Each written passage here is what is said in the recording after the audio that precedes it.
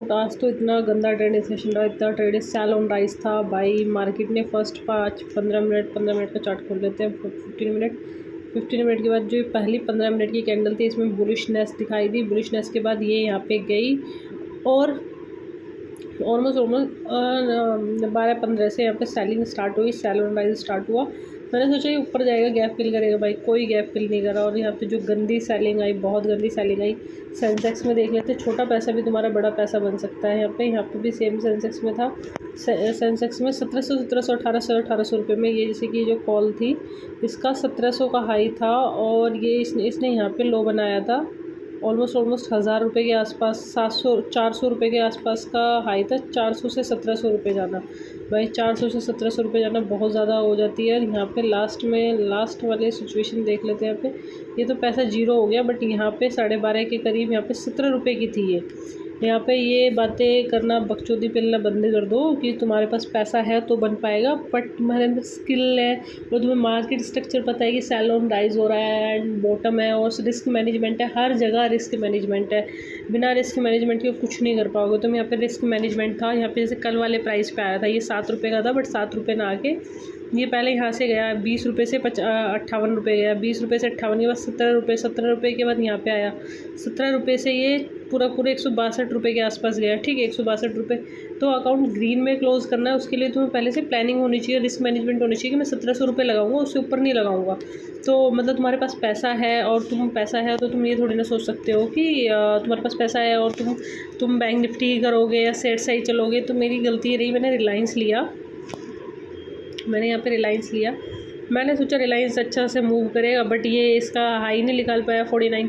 जब ये 49.85 ना निकालता तो उससे पहले कोई बाइंग बनती ही नहीं थी। और तुमने चलो ज़बरदस्ती यहाँ पे ले लिया, तो यहाँ पे एक प्रॉफिट बुकिंग बनती थी इसमें 47 की। और जब ये सेल में आया तो मैंने यहाँ पे इसे निकाला और मैंने एकदम से, मैं यहाँ पे बैंक निफ्टी भी देख रही थी, बैंक निफ्टी में भी शार्प सेलिंग आई। जो ये रिजेक्शन था बैंक निफ्टी का, यहीं के आसपास मैंने कॉल बाय की जस्ट हमने। तो आज मॉर्निंग में तो पैसे ज़्यादा थे, तो भाई पैसे ज़्यादा का कोई मतलब नहीं होता। यहाँ पे 10 बजे के अराउंड एक है 41 रुपये 80 पैसे के आसपास मैंने इसको लिया। 500 शेयर लिए, फिर 36 रुपये में इसे सेल किया। मतलब 36 रुपये में सेल किया, उसमें लॉस हुआ। और फिर मैंने कुछ सोचा ना समझा, मैंने इसकी कैंडल क्लोज भी नहीं होने दी। मैंने सोचा कि शार्प रिवर्सल आएगा। शार्प रिवर्सल में रिवर्सल का टाइम होता है शार्प का। मैंने 230 रुपये में ले ली। 230 के बाद इसमें दोबारा एवरेज करी 15 घंटे। 230 के बाद 174, 115, 112। ट्रस्ट में इतना बड़ा लॉस, ब्लंडर लॉस था ये। 25-26 हज़ार रुपये का लॉस है। ये ट्रेडिंग जो भी है, ये 33 हज़ार का सौदा है।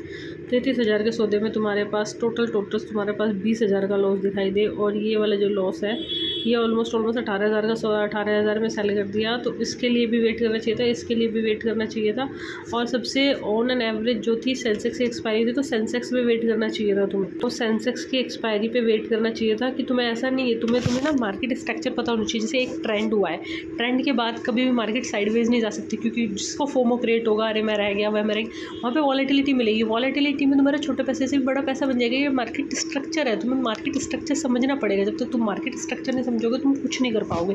It is a market structure. जब साइडवेज होती थी तो ठीक है भाई, तुम ये लगाओ, जो साइडवेज थी तुम जब भी पैसा लूज़ कर रहे थे, जब ट्रेंडिंग है तो छोटे पैसे से बड़ा पैसा नहीं बना पा रहे। It is your low falls and nobody have a low falls. और तुम्हारी थी। और यहाँ पे तुम ये देखो, जब उस टाइम पे सुबह वाला टाइम था, सुबह वाले टाइम में यहाँ पे ये वाले 200 रुपये वाली थी, 1200 रुपये के आसपास का हाई लगा के आई थी। और इसकी ओपनिंग देखना, ठीक है। यहाँ पे ये जो इसकी जो ओपनिंग है वो 150 रुपये के आसपास है। अगर तुमने 10 बजे के आसपास भी लिया होता ना, जैसे कि तुमने 10 बजे एंट्री ली है इस वाली कैंडल में, सपोज दैट तुमने लिया हुआ 500 रुपये में, 500 रुपये में लेना ही क्यों था तुम्हारे पास दोबारा से प्राइस नीचे के आसपास आया था। तो मतलब तुम्हें वो स्ट्रक्चर, ये जो ट्रेंडिंग मार्केट थी, ये स्ट्रक्चर समझना पड़ेगा। 1300 रुपये का मूव हो रहा है भाई, 1200 रुपये की चीज़ जा रही है, 150 से 12 रुपये। पैसा कमाने का अच्छा दिन था।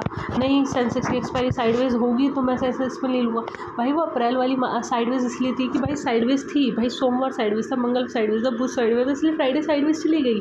वो साइडवेज जाने के लिए तुम्हारा मतलब ये नहीं है, तुम्हें चीज़ों का स्ट्रक्चर समझना पड़ेगा। मार्केट स्ट्रक्चर क्या है, मार्केट क्या बोल रही है, कैसे बोल रही है, क्या, वो सारी चीज़ों पर पे फोकस करना पड़ेगा, और तुम्हें जब भी ग्रो कर पाओगे ना, तो यू कांट ग्रो भाई, यू कांट।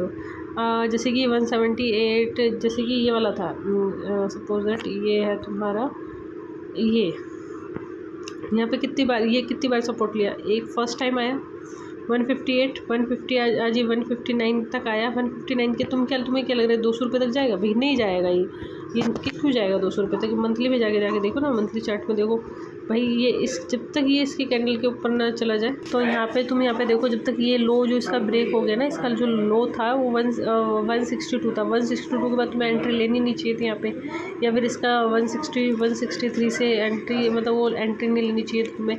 ये 107 रुपये से 200 रुपये गया, तो लोग तो प्रॉफिट बुक करेंगे ना भाई इसमें। तो सेम है FSM 192 का भाई, ये अगले पिछले महीने की भी नेगेटिव क्लोजिंग दिया, और पिछले महीने की नेगेटिव क्लोजिंग से भी नीचे आ गया ये। अब ये शायद 182 तक आ जाए, 182 के बाद 170 तक आ जाए, 170 के बाद वी डोंट नो कि कहाँ जाएगा नायका के बाद NBCC